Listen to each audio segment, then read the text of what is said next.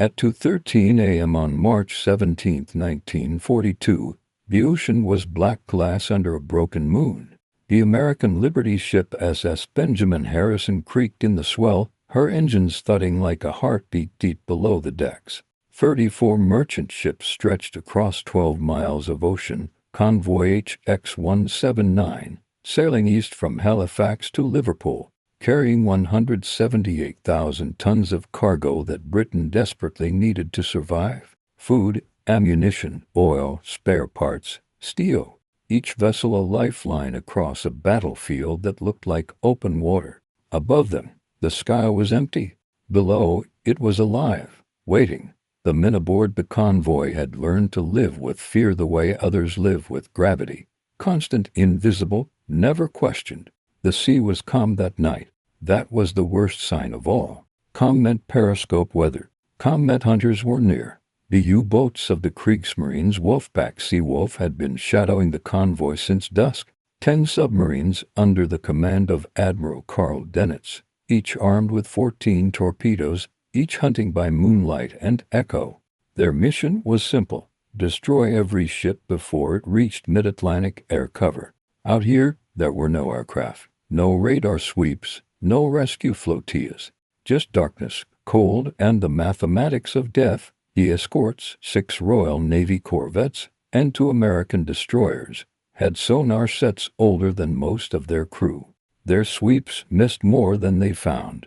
On the USS Leary, Lieutenant Commander John Monahan stood on the bridge scanning the horizon through his binoculars. He'd been at sea for 18 months, and every night looked the same: a horizon that promised nothing, and a radio that brought only bad news. At 2:17, he saw the flash, not lightning, a bloom of orange and black on the far horizon, followed by another, then another. Starboard column hit, the lookout shouted. 2 ships burning. Monahan didn't need confirmation. The U-boats had found them. The ocean erupted with movement, torpedoes knifing through the dark, men shouting, whistles blowing, engines revving to full. The escort destroyers turned toward the explosions, dropping depth charges and patterns they couldn't see. The charges detonated deep below, sending up fountains of phosphorescent spray. But the U-boats were already gone, diving beneath the thermocline, waiting for the noise to fade. The Benjamin Harrison kept formation. Her captain, Walter Reed, was 42 years old, a former river pilot from Louisiana. He'd told his crew that keeping calm was their only defense. "If you see torpedo wakes," he'd said, "pray they're not yours." At 2:24, his prayers ran out. The first torpedo hit under the number 2 hold, tearing through 30 feet of steel.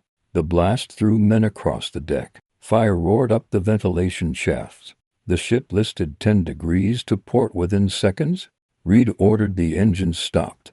The deck tilted, ropes snapped, and oil spilled into the black water like ink from a broken pen. From the bridge of the USS Leary, Monahan could see 3 fires on the horizon now, burning ships drifting apart, smoke merging with cloud. He radioed command: "Convoy HX-179 under attack. Multiple contacts. Request air cover." The static answered back. No aircraft could reach them. The North Atlantic Gap, the dead zone, stretched 600 miles wide.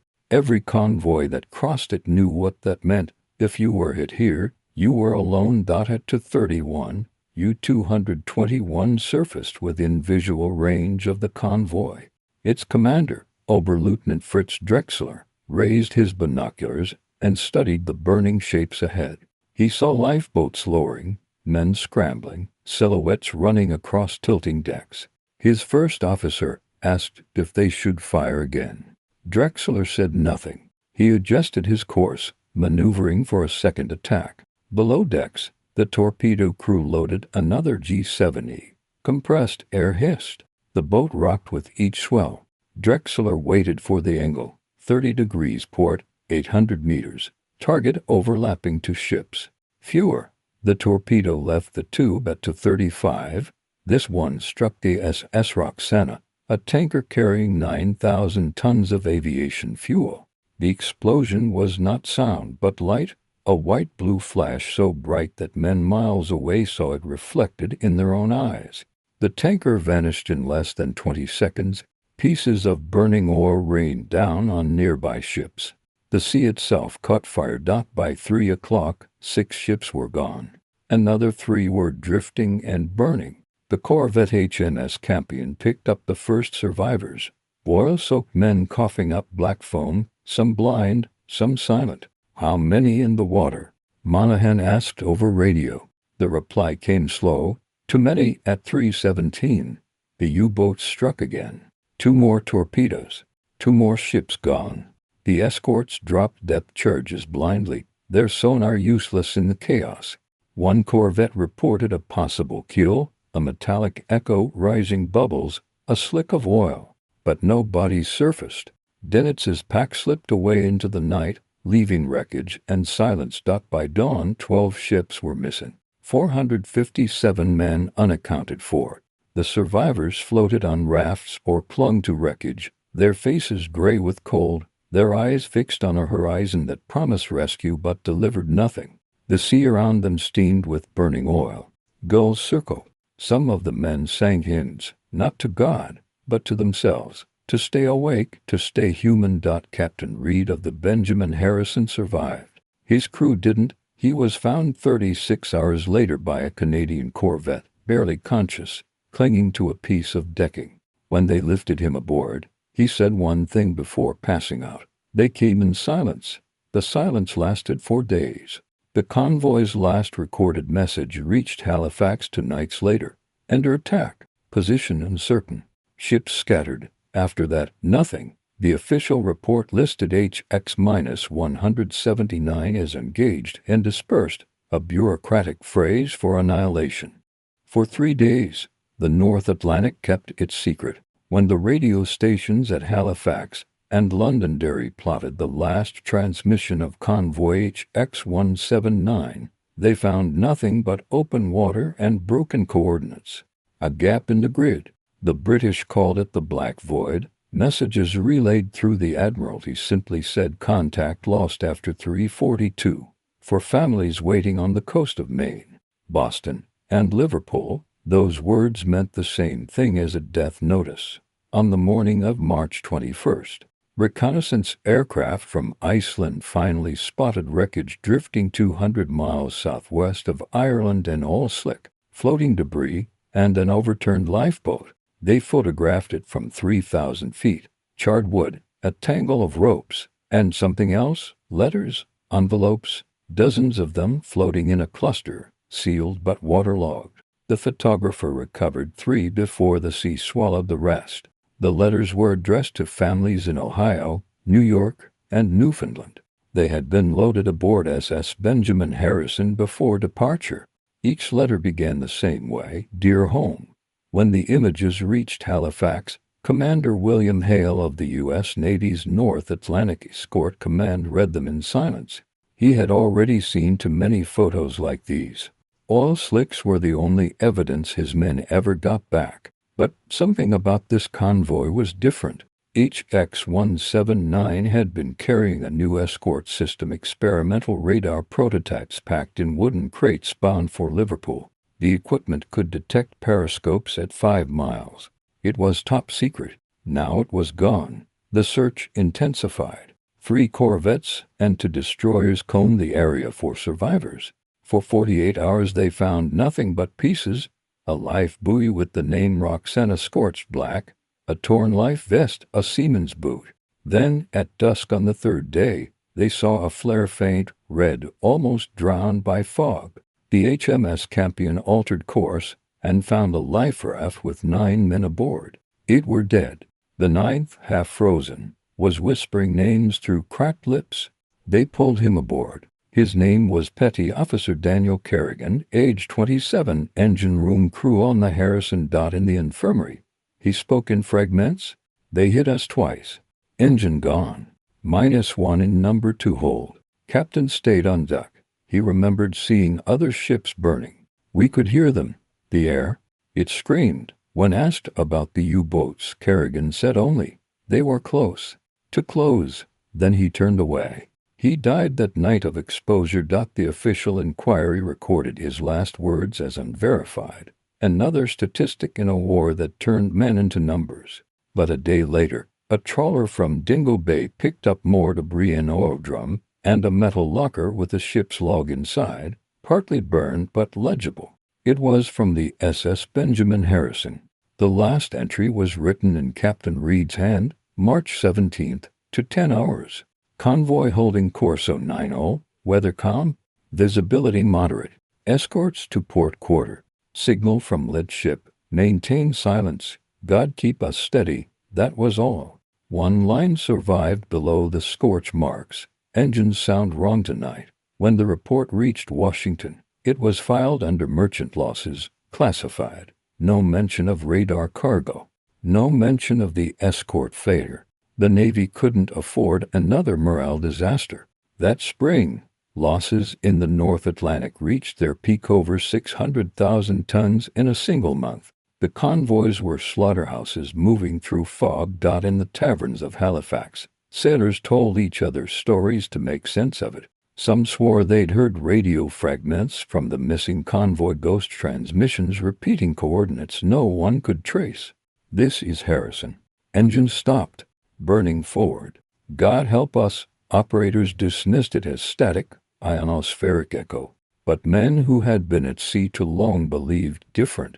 They said the ocean remembers voices. On March 25th, one more lifeboat was found. 4 survivors, this time 2 Americans, 1 Briton, 1 Norwegian. Frostbitten, silent. They had drifted for 6 days. Their water ran out on the 2nd. The Norwegian, a radio operator named Sigurd Jensen, had kept a small log scratched into the wood of the boat with a knife. The entries read like confessions. Night cold. Hear engines in distance. Maybe U-boat. No light. Prayed for dawn. Second night, someone singing. Think it was the engineer. Stopped after a while. Third day, saw wreck of another ship. Dead men in water. I think we passed through them. Fourth day, sun. Saw gulls. Heard planes.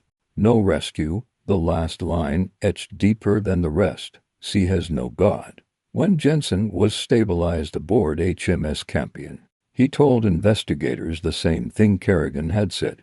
The U-boats came in total silence. He never saw them.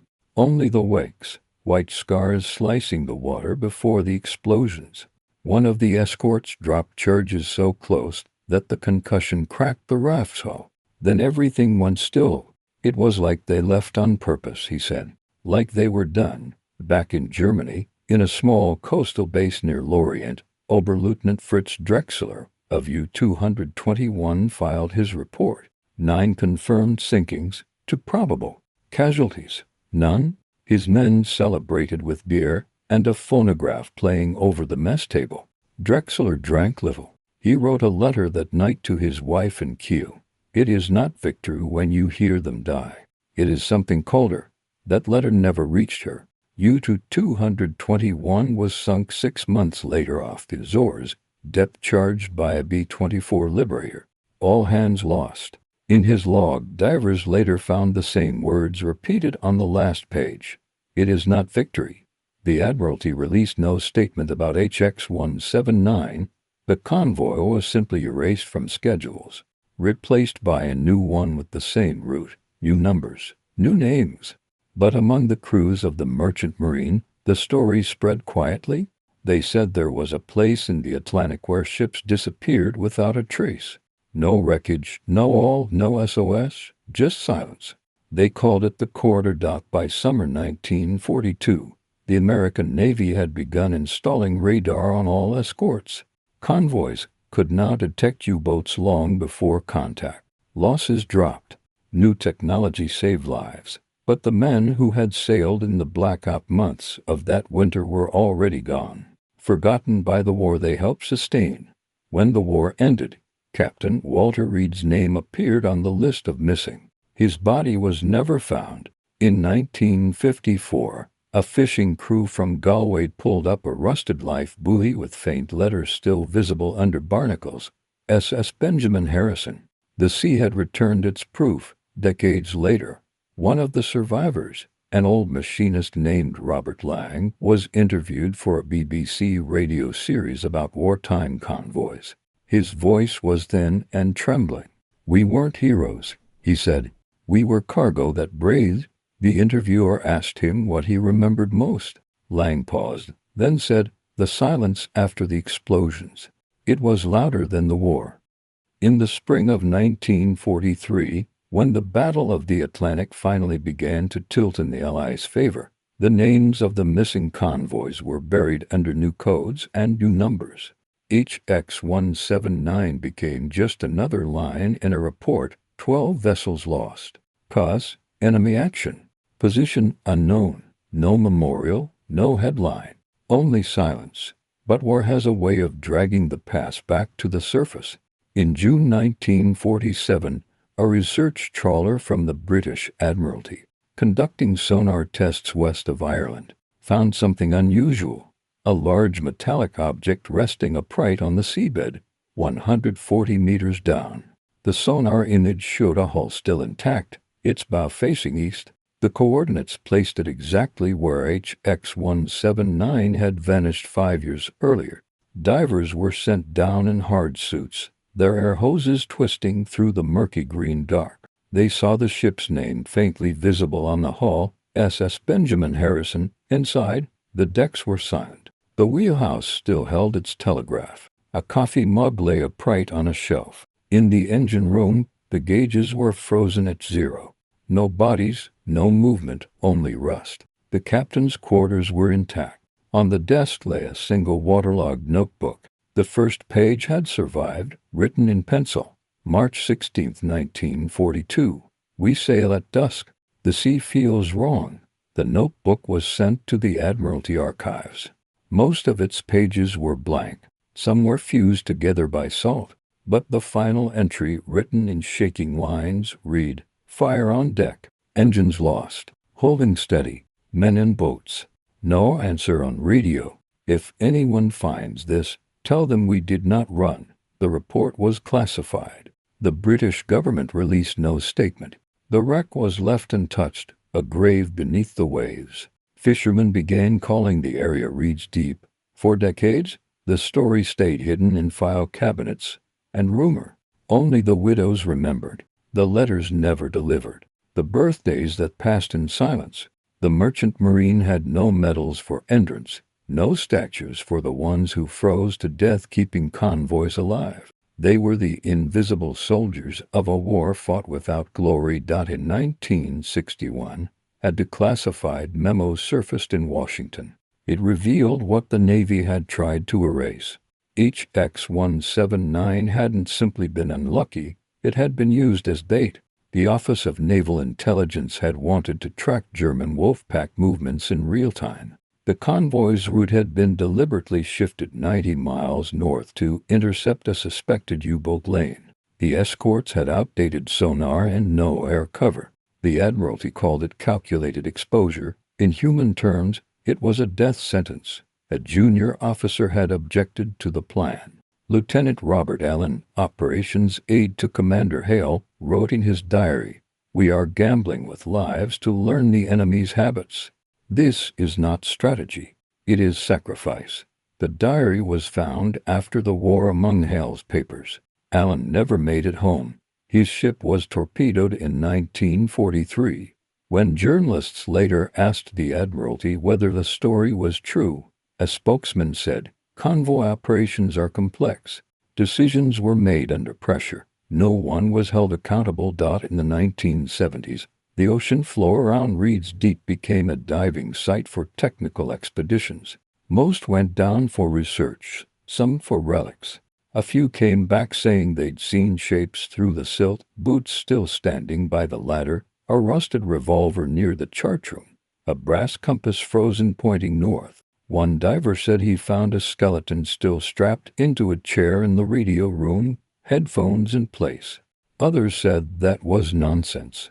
"The current," they said, "plays tricks on your eyes." In 1983, the BBC aired a documentary titled "The Convoy That Vanished." It used interviews with surviving merchant centers and declassified logs. One of the last men still alive, a retired engineer named Thomas Vickery, appeared in the final minutes. His voice cracked when he said, "We weren't killed by the Germans. We were killed by the ocean. The Germans just gave it the reason." After the broadcast, the British Merchant Navy Memorial added a new panel, Convoy HX-179457 souls, lost without trace. March 1942. It took 41 years for their names to be carved in stone. In 1999, a sonar expedition mapping old wrecks off the Irish coast captured high-definition scans of Benjamin Harrison. The hull was remarkably preserved. The bridge stood like a fossil in black water. In the captain's cabin, divers found the remains of a pocket watch. Its hands were stopped at 2:24 a.m. the minute of the first torpedo hit. Next to the watch was a brass identification tag stamped W. Read. The captain had gone down with his ship. Maritime law called it duty. History called it silence. When asked, years later, why so many records of the convoy were marked restricted, a Navy historian said, "Because sometimes the truth is not useful, but the truth has weight.